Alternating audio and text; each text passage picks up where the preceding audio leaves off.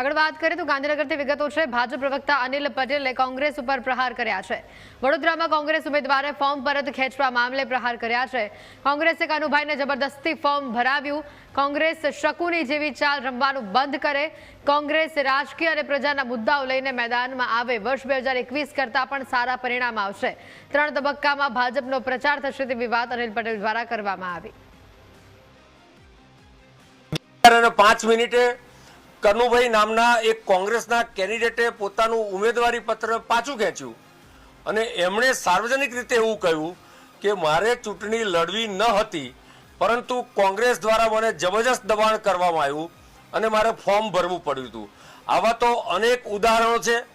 એટલે કોંગ્રેસ એની આ શકુની ચાલ ખેલવાનું બંધ કરે અને વાસ્તવમાં જો એની પાસે કોઈ મુદ્દા હોય તો એ જનતા વચ્ચે જઈને એ મુદ્દા રજૂઆત કરે।